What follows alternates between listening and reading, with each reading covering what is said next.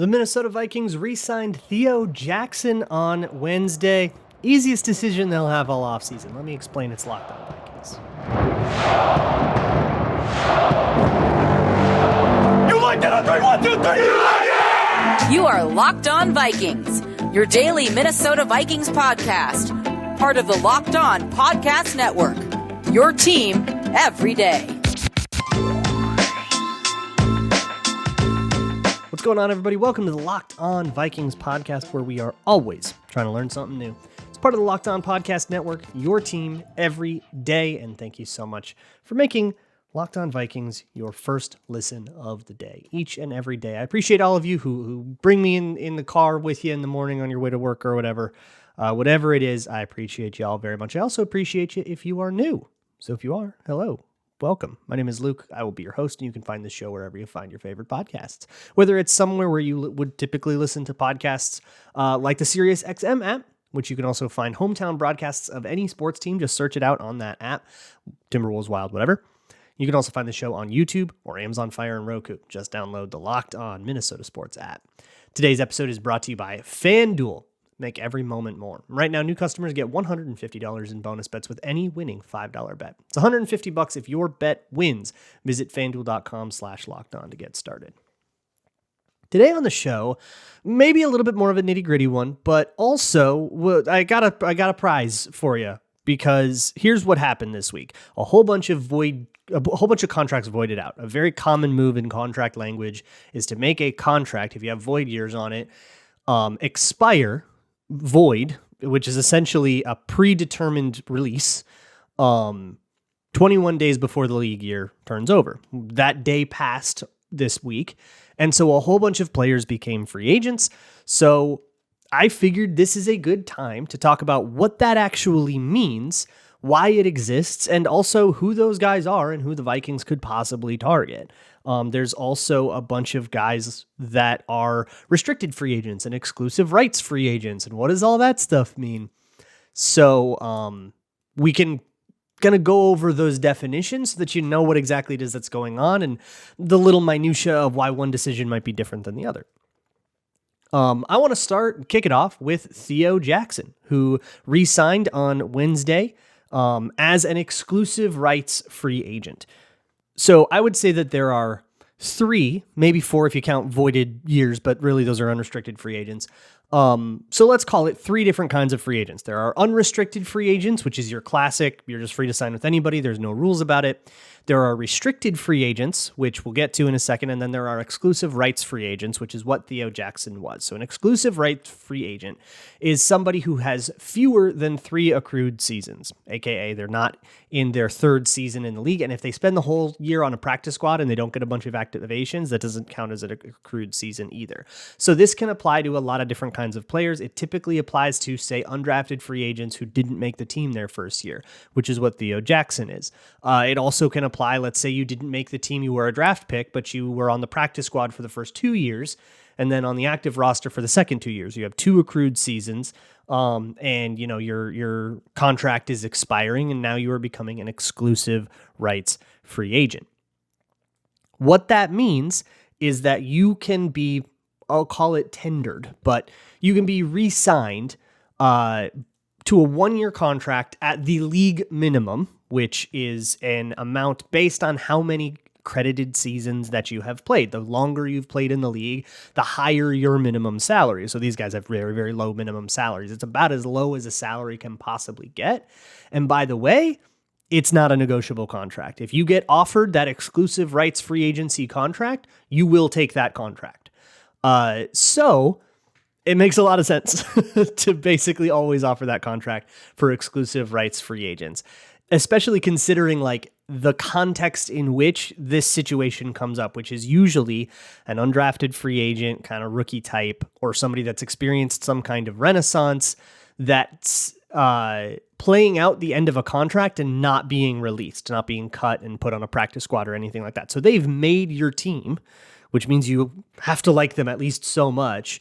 And they have a contract that is expiring, which sort of disincludes a lot of the random like street free agent types that you'll bring in the middle of a season.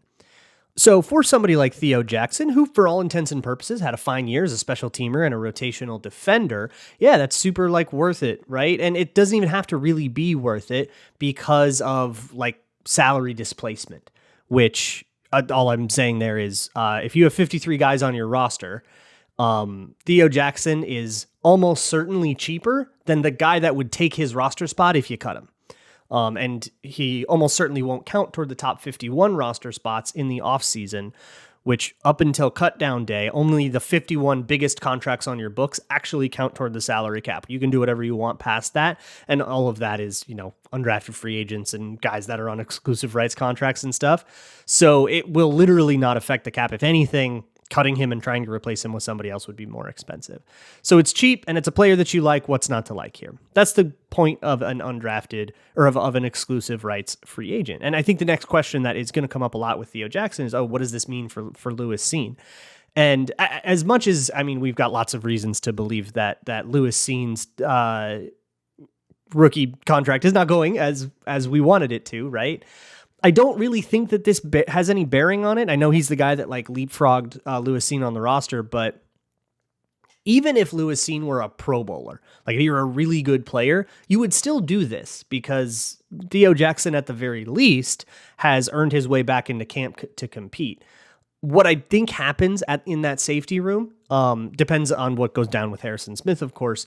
But if Harrison Smith retires, you would have Cam Bynum and Josh Metellus playing probably about the same positions. And then Metellus would not be the rotational guy that he was last time. He would probably go back to play true safety in like regular nickel or in base packages, non-3 safety packages. Those would still be like the two main guys.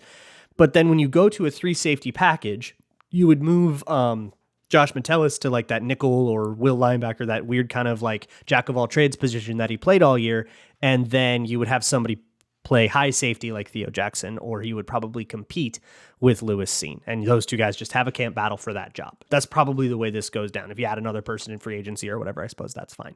But I think you kind of have your two starters penciled in, and it'll all be, formally it'll all be more competitive than that.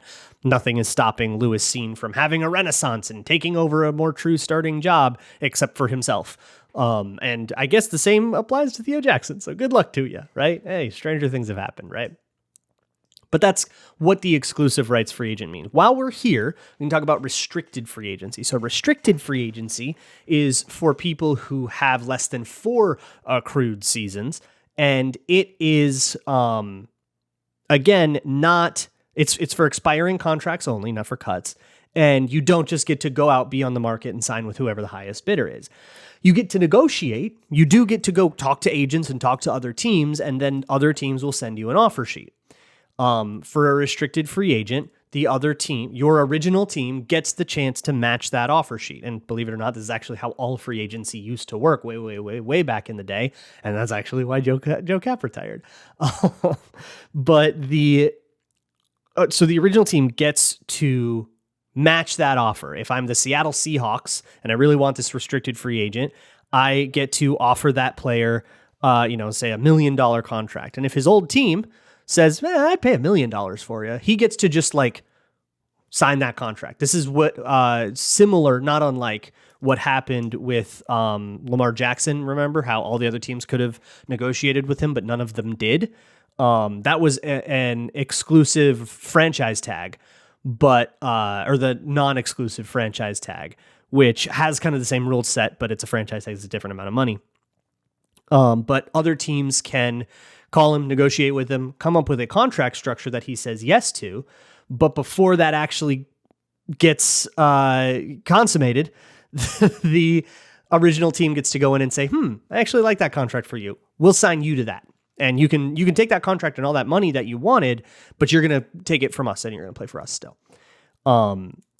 Depending on the tender that the team places on that player, the contract can be bigger or smaller from the get-go. So if I'm the Vikings, I have a restricted free agent that I drafted in, say, the 3rd round.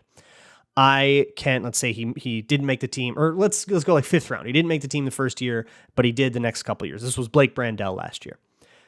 You can say, all right, I will put a first round tender on you. I think you're really, really, really good. That's a bigger contract, so I have to pay you a little bit more. But in exchange, anybody that signs you away from me, and let's say they give you an offer sheet for $20 million, and I don't want to pay $20 million for you. They get you for $20 million, but they send me a first round pick.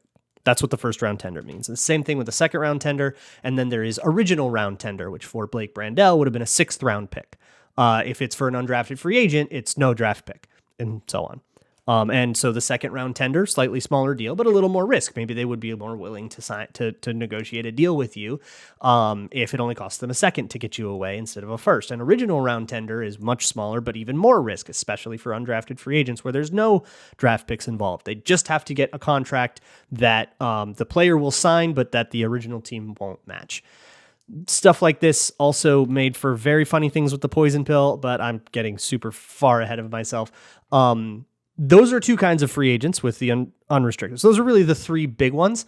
But let's talk about voided free agents and how stuff gets different. That'll be next.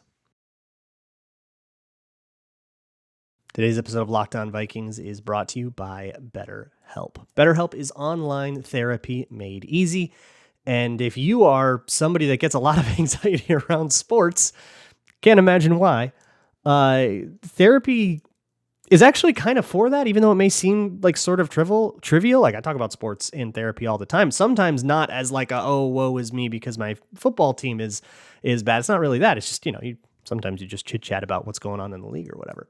And that works for me, but it might not work for you. And it's important to find a therapist that does work for you. That's kind of what BetterHelp does. They will help you to link up with a therapist that's right for you and your particular needs. And if the first one that you talk to isn't right, and for whatever reason it didn't work out, no problem. You can bounce to the next one. That's what the service is for.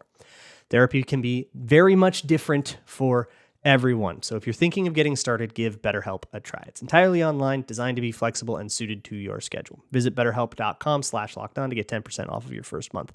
That's BetterHelp, HELP.com/lockedon. Thanks so much for making Locked On Vikings your first listen of the day each and every day. When you're done here, go check out patreon.com/LukeBraunNFL, where I have a whole bunch of quarterback breakdowns. I've got 5 of them up. The 6th is coming. That's Bo Nix, but all the rest of them are up. Caleb Williams, Drake May, Jaden Daniels, JJ McCarthy, and Michael Penix. All up for free to watch. So go to patreon.com/LukeBraunNFL if you want to go see some film. But let's get back into the different kind of nuance and weird things of free agency. This is like a miscellaneous details episode of Footnotes. But what we're dealing with now this week is voided free agents. Now, these are unrestricted free agents. There is no additional rule once they come to free agency, but there are some different costs or lack of costs that are worth considering. For this, we got to talk about compensatory picks. You know what they are. They're draft picks that you get when your free agents sign with other teams. Void years make it really weird and hard to figure out if somebody's going to count toward the compensatory formula or not. The rule of thumb is if you sign a player to a 4-year deal and that player plays his 4 years, his contract expires and he leaves, goes and signs another big deal with somebody else, you are eligible for a compensatory pick. Congratulations. Depending on the size of that contract and some other factors in a proprietary formula that we've done a pretty good job of reverse engineering as a football community, but we don't know for sure. We can project, but it's still sort of educated guessing. Nick Corti at Over the Cap does most of this and does it so well that I don't really know of anybody else that tries to do it. So he's kind of the guy for this. And he usually gets within there's 36 comp picks every year. And I think he usually gets 33 of them right. He's pretty good at it. He's got the formula down pretty good. And the things that the formula comes down to are, annual value of the contract, whether or not they get injured in the middle of the season, and stuff like that. And it orders the free agent, the compensatory free agent. So all the players who had expired contracts and signed somewhere else and count, it orders them by the most to least valuable, and the top 30, whatever of them count toward compensatory picks. you can also cancel them out. So the idea of it is, so if all of your players leave in free agency, you can still get enough guys. They're day 3 picks mostly, but you can still get enough guys to fill out your team. So if I have 3 players leave in free agency and they go and sign other big contracts, and then I sign 3 other players to big contracts, they will cancel out, assuming that they are compensatory free agents, aka their situation counts towards the formula. But now we get to void years, or maybe the more simple way to put it is when you cut a player before his deal is up. So if I have a 4-year deal on a player, but it's not working out, and I'm going to cap casualty cut him after 2 years, he does not count toward the compensatory formula. He can go sign for as much money as he wants with whoever he wants, and you don't get a comp pick for it. Mainly because this is supposed to be for, oh no, all my contracts ran out, not, oh, I wanted to get rid of all my players and get free replacements for it, right? You don't want to be able to abuse the rule that way. So that's when you hear about a comp pick, that's what a comp pick is. And I'm sure a lot of you know that already, but I can't guarantee that all of you do. So let's all just get caught up. So void years are weird, and we kind of had to learn this on the fly. At least I had to learn this on the fly as this situation starts coming up more, with voidable years being like a key part of salary and contract construction ever since the new CBA sort of made them a good idea. But put it this way, again, we'll take that same player who's on a 4-year deal. And let's say in the last year of that deal, we like backloaded the contract. So the last year that deal is really big and we need to restructure. We don't want to get rid of him, but we need to get that cap hit down. So we're going to add 3 void years onto the end of his contract and we're going to restructure it. So we'll pay off, some of that money later. If he indeed plays through that 4th season and then he voids out, which all voiding means is a predetermined date at which you will be released and your contract will be terminated and you become a free agent. It's the same thing as cutting a player ahead of time. All of your future money accelerates onto the cap or accelerates onto the next year's cap if you cut a player in the middle of the season or whatever. So functionally it works the same as if he leaves, in free agency, but you're cutting him. Now, if you did not shorten the contract, if you said we're signing you to a 4-year deal and that player plays 4 years, even if you put void years on the end of it to do cap crap, that player still played the amount of years that you were planning for him to play, and his contract still expired just with some weird money finagling. He's still a compensatory free agent. That means Danielle Hunter, Marcus Davenport, and Kirk Cousins are all compensatory free agents.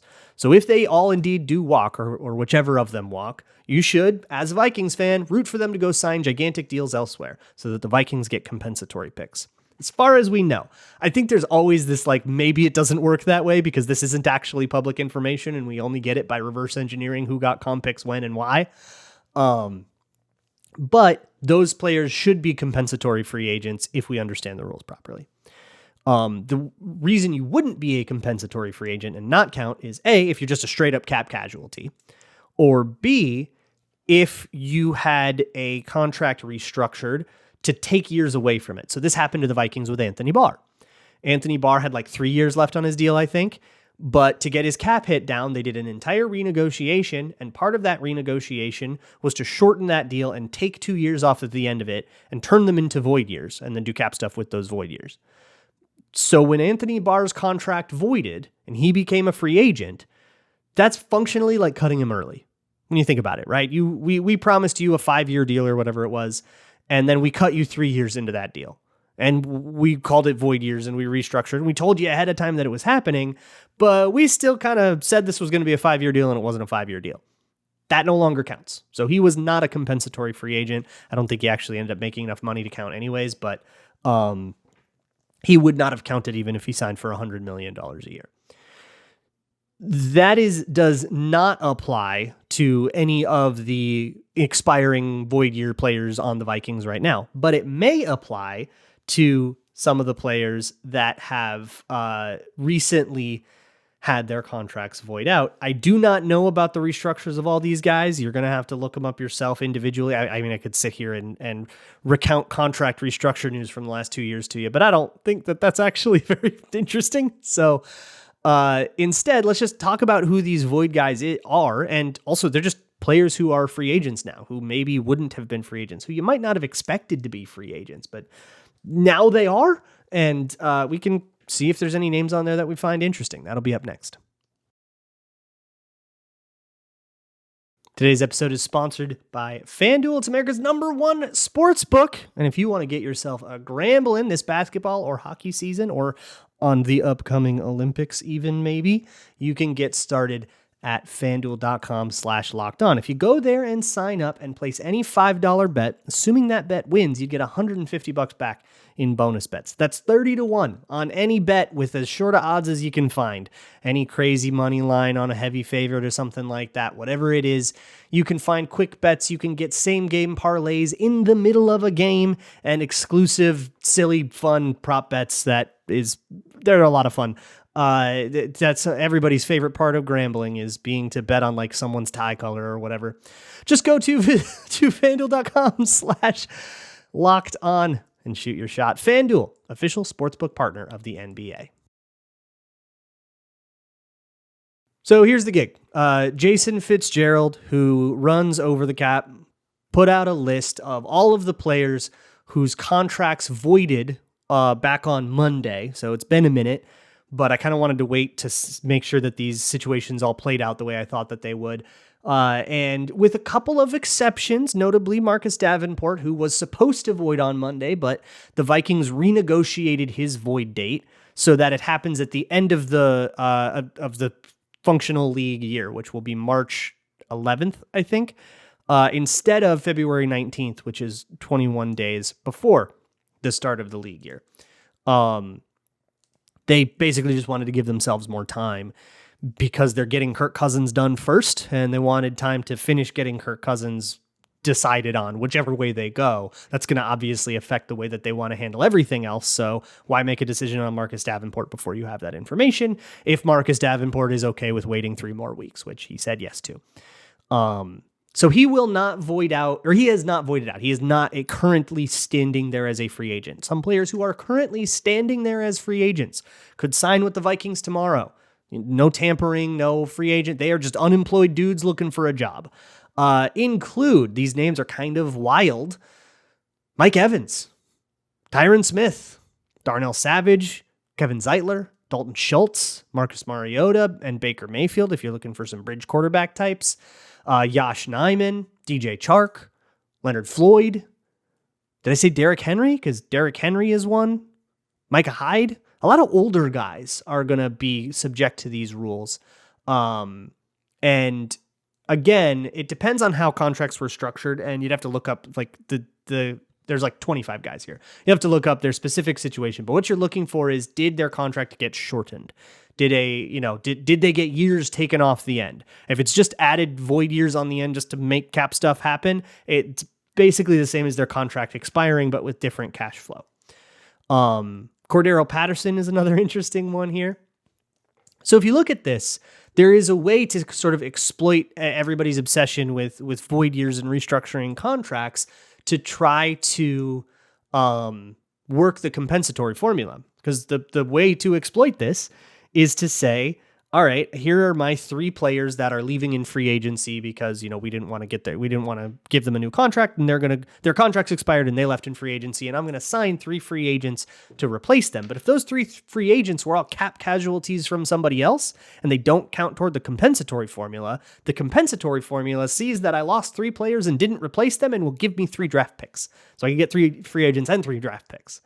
This is the way the Ravens operate, and they always have like a whole bunch of extra draft picks in day 3. And it's a big part of their strategy.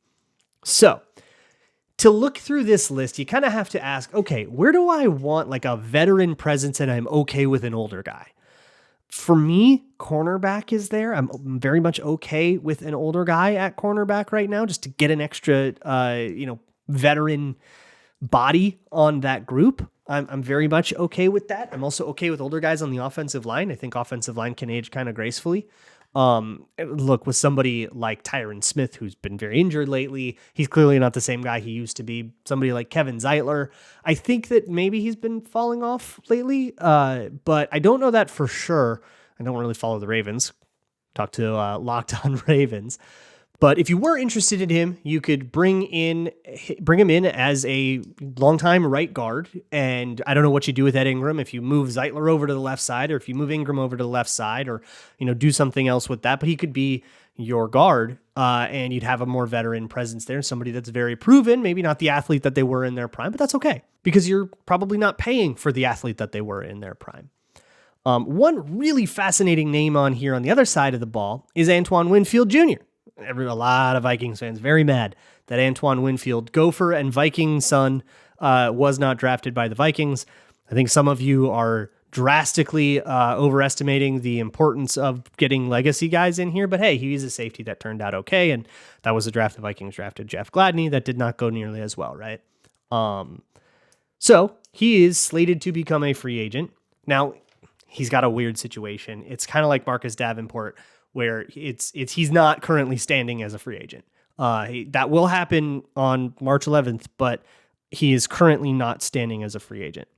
He had void years on his contract because the Bucs did some unholy cap stuff in the last couple of years to try to keep things together, try to keep that core together after the Super Bowl for 3 years to try to make other runs at it. And hey, made the playoff. They've won the NFC South 3 times in a row. I don't think anyone's ever done that in the history of the NFC South, at least not since realignment.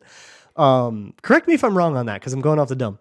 But because of some of that unholy cap stuff, actually included adding void years to a rookie contract. Like, they went deep. So those void years happened, and that cap burden did accelerate, whether or not they extend Antoine Winfield. Usually with void years, if I have a player that's due $20 million this year and I don't want to pay it all, I can add 3 void years to the end of his contract, convert all that salary to signing bonus so that it spreads out into chunks of $5 million, $5 million, $5 million, $5 million, right? Then that player can play out his deal on a $5 million cap hit. And then when he leaves, the last 3 years worth of $5 mil, $5 mil, $5 mil all accelerate and hit you in the face at once. So you have to pay $15 million. That's the way that void years work. And also the way that contract restructures work. When you hear the word restructure, they're usually talking about converting salary to signing bonus for that exact effect. This affects nothing about the players' payout significantly at all, by the way. So players don't care, and by and large, most of the time, you don't even need their permission to do it. You do if you're going to tack on void years, but because that's like a significant change to the structure of the contract rather than just converting different types of money that he's going to get paid out anyways. I digress. So the money is accelerating for Antoine Winfield as though he got cut. So whether or not they extend him is kind of the next question, but it's not going to keep that money spread out in the same way it would work for the Vikings with, say, Kirk Cousins. Kirk Cousins is $28.5 million dead that they're staring at if he walks. If they extend him, $18 million of that will get shoved into future years. So if they extend him, you can take whatever his new contract value, let's say he signs a 1-year, $30 million deal, you can kind of cut $10 million off of that in terms of the 2024 cap hit. So if he signs a $30 million deal, he'll actually have an additional cap hit of just $40 mil. And that's assuming no extra signing bonus or restructures, right? If you want to take a $40 million cap hit right now, then you can be functionally done with it. Now, I don't think the Vikings would do that. I think they'd spread it out even further, but you get what I'm getting at, right? So that works is the way it works with Tampa and Antoine Winfield, but he is not currently a free agent, and they are trying to get something worked out. So we'll see if they're successful in that, but they're trying. One of the most interesting names for here, I've been kind of banging the drum for this guy, is Dorrance Armstrong, edge rusher for the Cowboys, kind of buried behind Micah Parsons and DeMarcus Lawrence and all these crazy edge rushers that Dallas has had over the years. But every time he's come in, he's been really productive as a change of pace guy. I would love to bring him in and give him a chance to compete for the start.